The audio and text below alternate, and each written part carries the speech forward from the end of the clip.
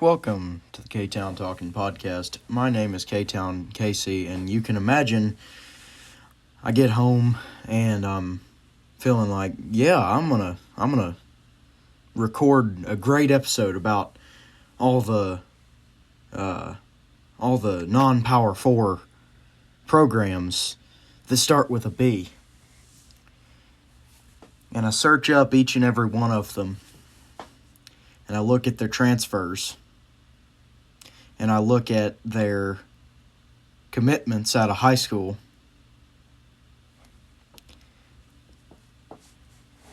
The most impressive thing I could find was a guy that I've never even heard of before. I'm sorry, man, if you somehow are the one that listens to this podcast. And anyway, never even heard of him before, but Cade Uluave transfers from University of California to Brigham Young. So first of all, a Power 4 program in Brigham Young, Big 12. Secondly, he was the only guy 4-star or above that either committed out of high school or transferred to any B program in FBS. So, sorry to all the B programs, but I'm not covering guys that are going to probably not even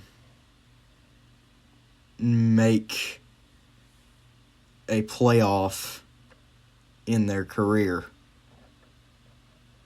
I'm not trying to be mean or anything. It's just like, come on, guys. The fact that Brigham Young is in the Big 12 and the fact that Boise State is in the Pac-12 now, and neither of them even have a 4-star commit. I understand Brigham Young because religiously some people just don't want to do that. But I don't get Boise State not even having a 4-star commit or a 4-star transfer. There's nothing to talk about because there weren't any major coaching moves with any of the teams. I tried to find anything I could. There's nothing. So guess what? Auburn, you guys, I missed you on the A's episode, but by the way, B's, all you B schools, get better. I don't know what to tell you, but I would be fine to even put all of the Power 4 and the Group of 5 B teams into one episode if I needed to do that. I can't even do that because I have covered everything there is to talk about the B programs in less than 4 minutes. There's my rant for the day, or at least my opening rant for the day. We're going to do this episode all about Auburn. So, Alex Golesh. Let's go. Let's play football. Let's win 9 games. I think they can. I think Alex Golesh is one heck of a coach. He was a difference maker when he was here at Tennessee, and it was clear. Auburn has a lot of transfers to talk about, but here's another thing. I'm going to keep badgering the B programs, actually. The total transfers, I went back and looked at it, the total amount to every B program in the FBS, there was a total of 22 transfers. And one single one of them was a 4-star. Cade Uluave. Everybody else, yes, 3 stars can make an impact, but it's just what. Anyway, let's get on to Auburn. Let's go. So, Derek Plaz, 3-star offensive tackle. Kenneth McManus, the 4th 3-star interior offensive lineman. TJ Hedrick, 3-star offensive tackle. Now our first 4-star from Ole Miss, an edge rusher, which Auburn does definitely need, Deshaun Womack. He has a 92.0 transfer rating. And if you look at stats and highlights and just everything, physicality, this guy is going to be a difference maker out there in this 2026 season. 6'5", 265. And, 109th overall, 15th best edge. I think this is just a great pickup, honestly. He's on the watch list for Player of the Year by Max Preps. This guy is definitely going to be a difference maker for these Tigers this next season. And let me see if I can find some stats. Hold on. Deshaun Womack. Stats: 27 tackles, 4.5 tackles for loss, 2 sacks, a career high of 6 tackles versus Georgia State in one game, 5 solos and 1 tackle for loss in that game in only 27 defensive snaps. So this guy, he's going to be one heck of a difference maker for the Auburn Tigers. Now, do you guys prefer War Eagle? Get back to me on that. And yes, my profile picture is a Tennessee player destroying an Auburn player. No hard feelings, but it's just a really cool picture. I'm excited to be playing y'all again soon. So, anyway, now, Kamari Todd, moving on. Solid corner. He's got the highlights out of Chattanooga, and he'll play. He'll be out there on the field. He might get you an interception at some point during this next season. Jacob Strand, solid. Just a good rotational piece on the offensive line. 3-star again. Here we go. Walter Mathis Jr. Oh, boy. This pass rush for Auburn is about to be scary. Walter Mathis Jr., 6'2", 285. Defensive tackle.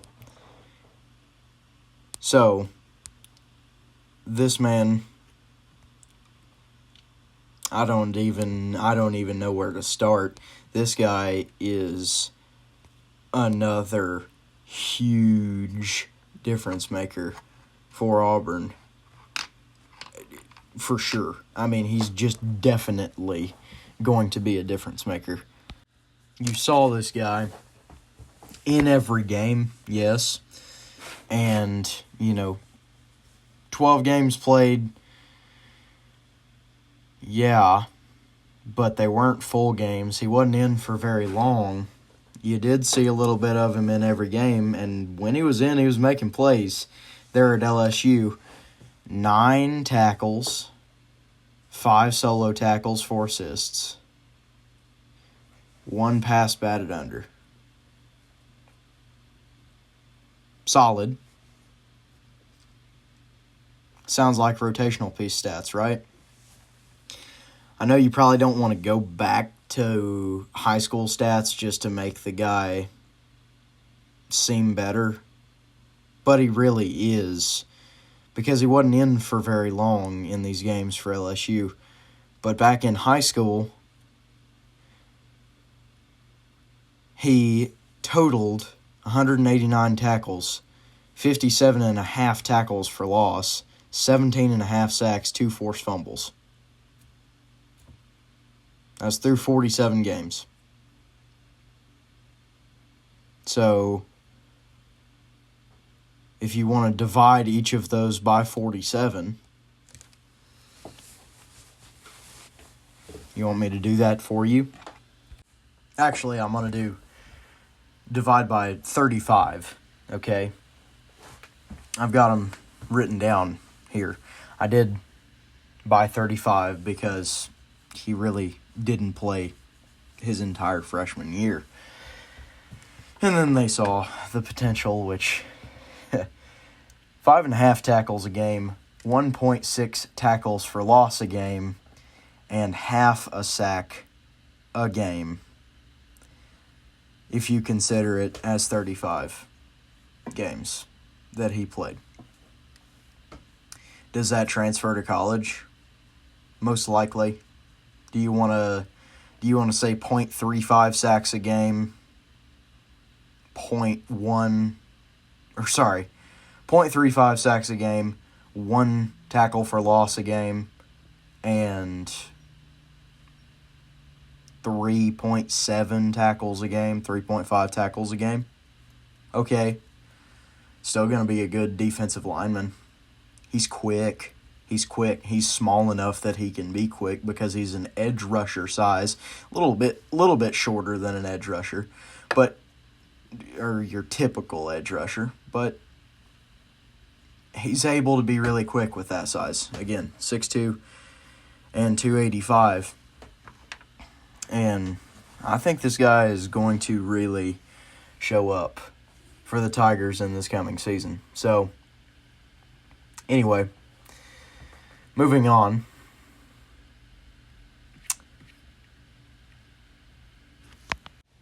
Cole Best, I would be excited. He's a really good player out of South Florida. Shamar Arnu,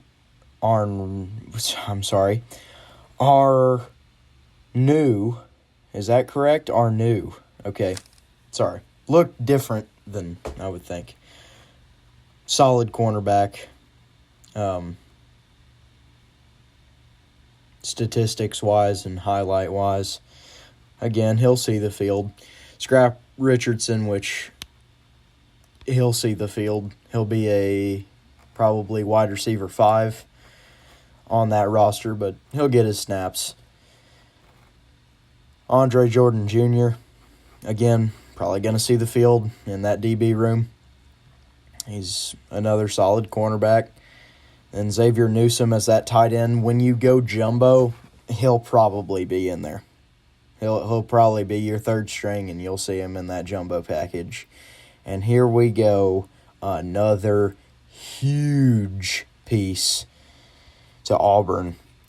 Bryson Washington, 4-star running back, coming from Baylor, and 92 transfer rating,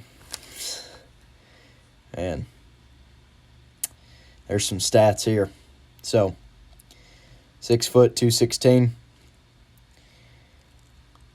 He's just a walking highlight reel. He's got some track speed. Oh, there's just a lot you can say about this dude. So, in the 2025 season, he was okay. 154 attempts for 788 yards and 6 rushing touchdowns. That's a pretty good season. But if you go back to 2024, also I should say 93 receiving yards and 1 receiving touchdown. But if you go back to 24, 175 rushing attempts for 1,028 rushing yards, 12 touchdowns, with 22 receptions for 217 yards and 1 touchdown. If you get that 2024 performance out of him, which I think you can, scary offense. Nobody wants to go up against that offense.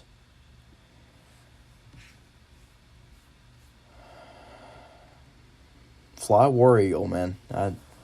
Y'all can get hyped up because this team is looking really superb. Now,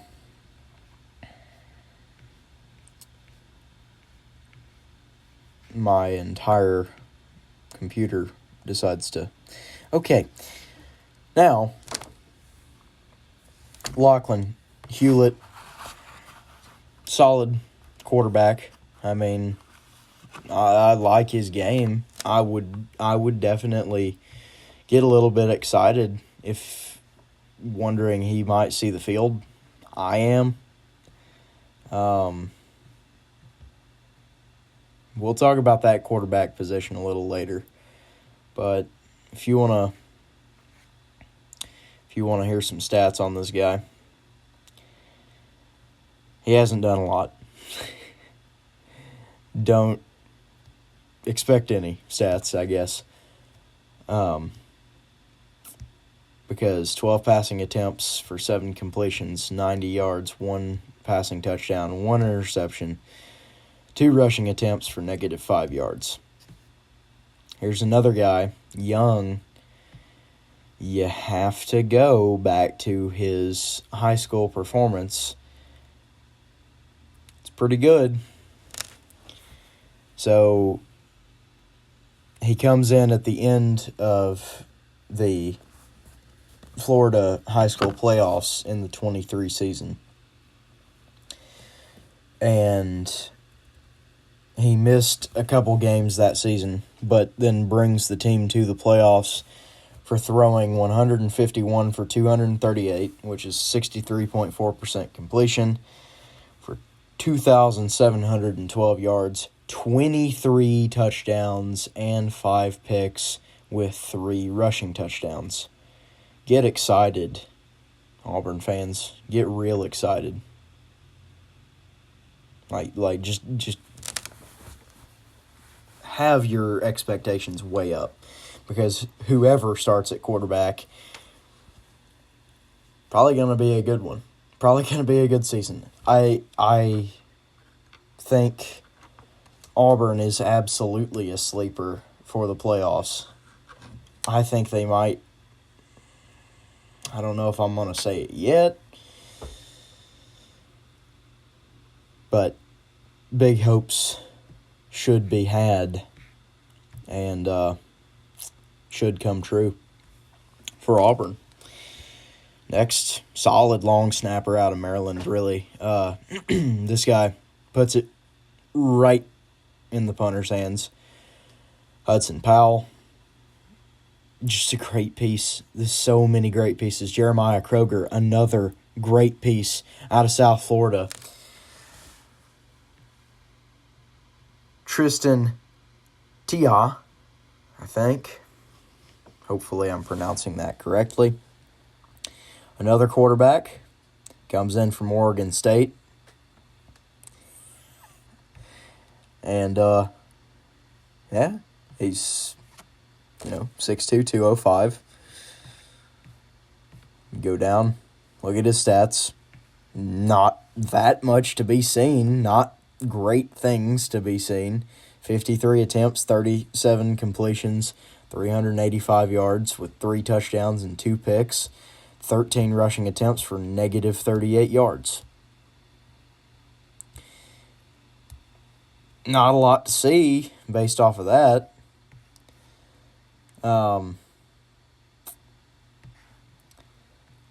Good scouting report from Greg Biggins, though. Says he had a very productive senior year. Showed he's among the top quarterbacks in the West Coast class.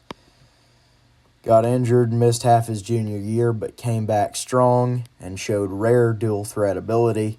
He has a smooth, easy delivery, gets it out quick, and the ball jumps out of his hand.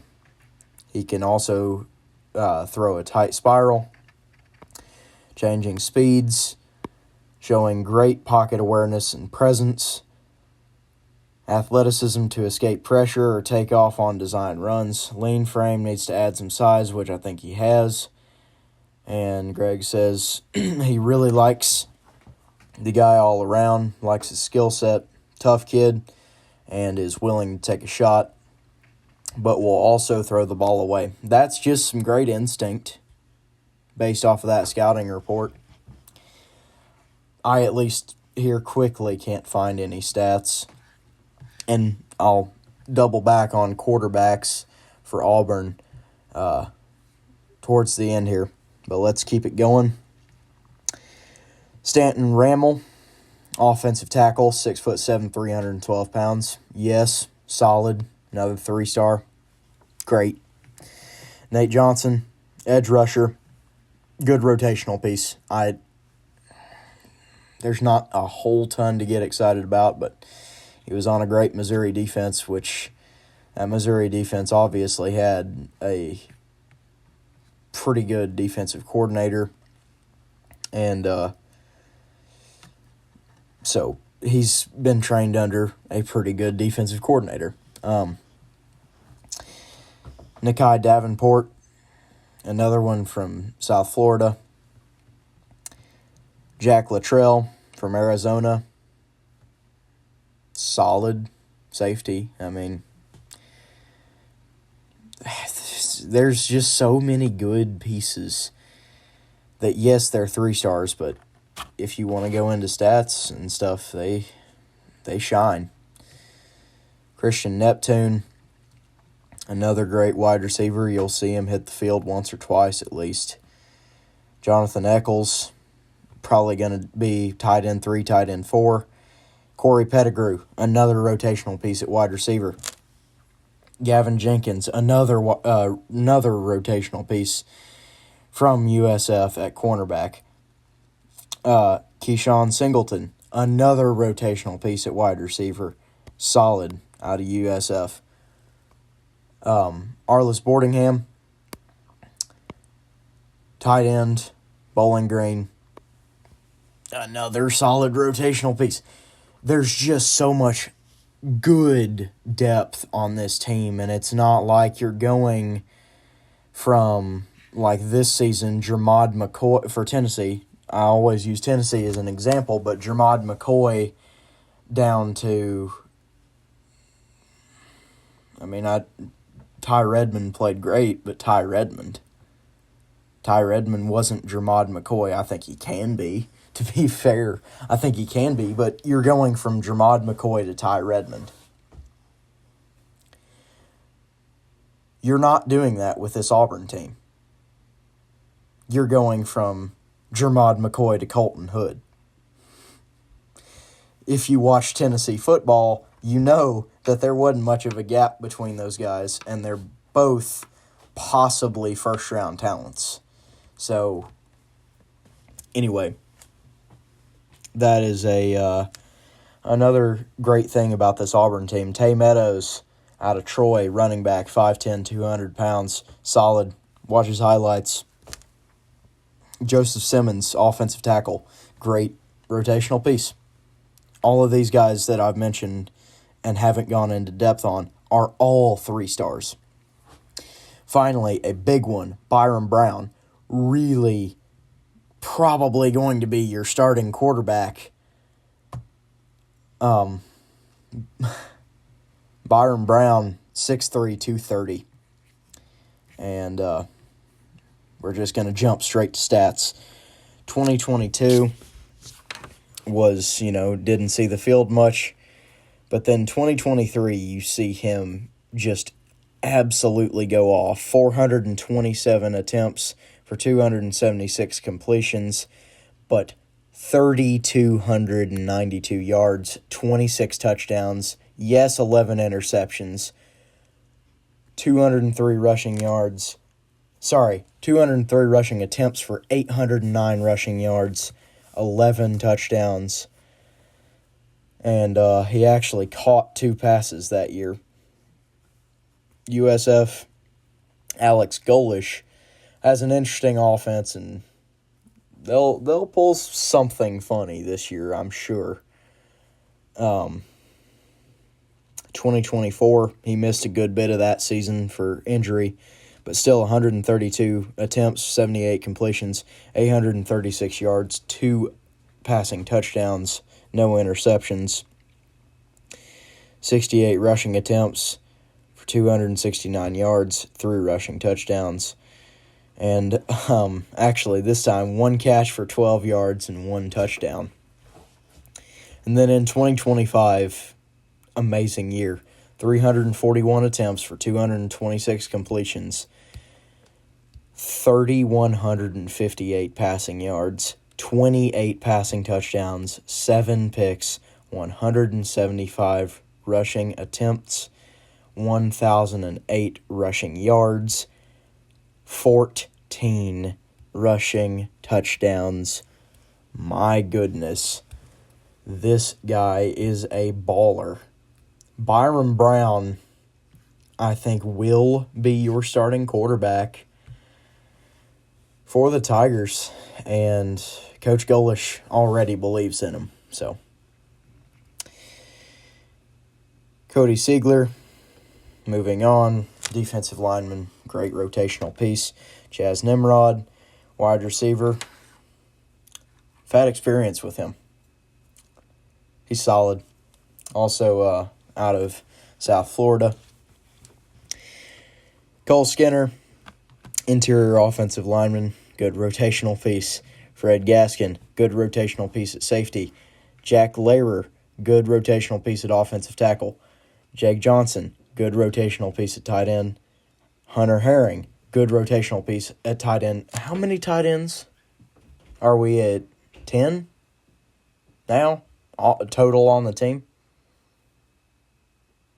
It's somewhere between 8 and 10. I haven't really been counting, but my goodness, I know it's been a lot.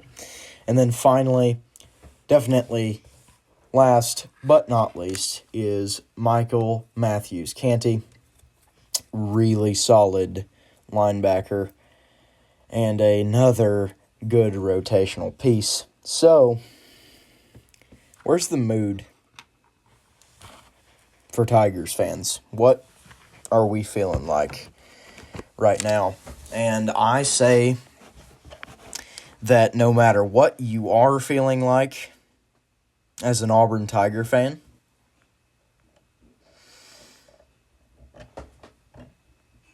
you should be now feeling like 10-2 playoff. I'm going to call it, because now if we get just a quick overview of transfers, quick overview of recruits, they're solid too. Now, will they immediately come in and make a difference?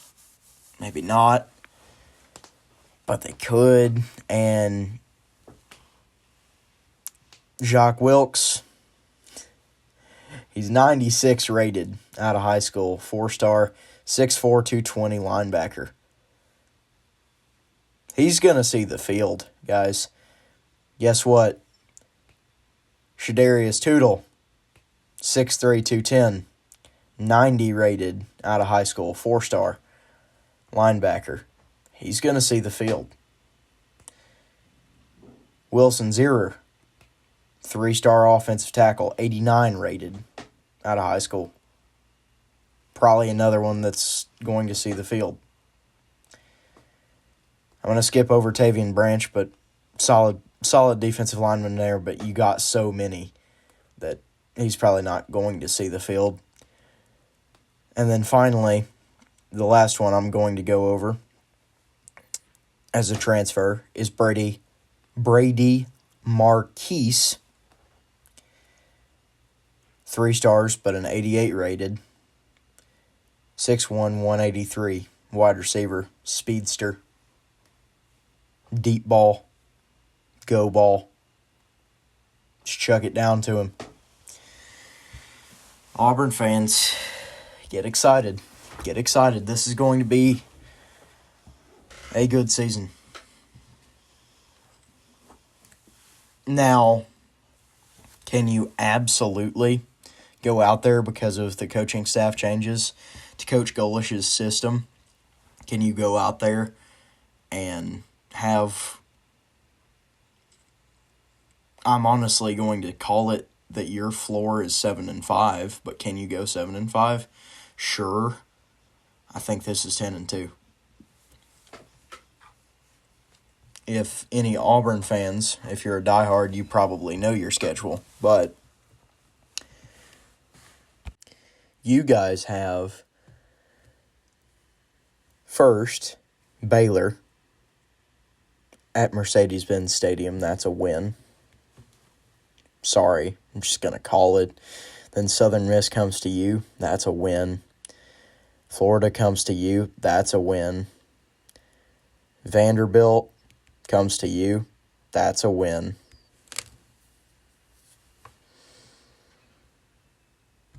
Guys, like, you are going to have a fun season. Now, I do think my Volunteers will beat you simply because it's at Neyland Stadium. Now, if it's at a neutral site, and especially if it's at your house, probably going to be very close. Then you probably drop your second to Georgia. And then you get LSU and Jordan-Hare. You have to go on the road to Ole Miss, but that Ole Miss team, I don't know. Now, this could be your 9-3. I don't know, though. I think some weird stuff happens every season with Ole Miss. Just like them losing to Georgia the first time. That shouldn't have happened. And am I crazy to say that? Here's what I'll at least say. You're going to win Tennessee, Georgia, or Ole Miss. One of those three. Then Arkansas comes to you. Blowout for the Tigers. I don't have to say any more. You go to Mississippi State. You're winning. Samford Bulldogs, you're winning. And then Alabama.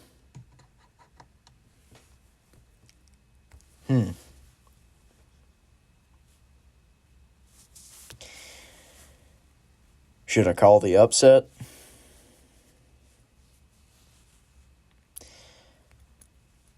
Now, I'm saying 10-2 still, even after all that. I say you guys can go 10-2.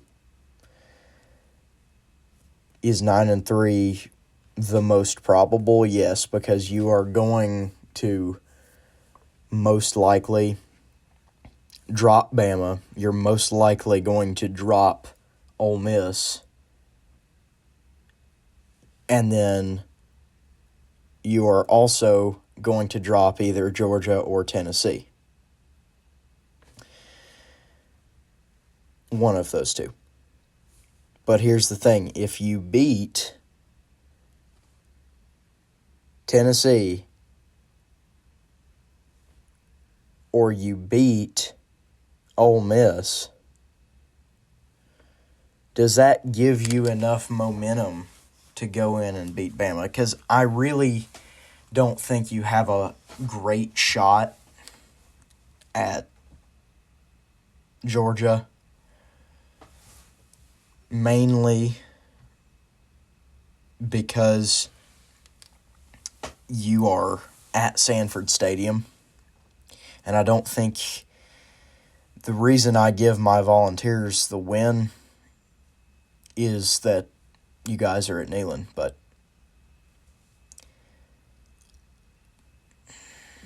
I'm gonna still say 10-2, but that's probably high optimistic, and I'm just feeling that way today.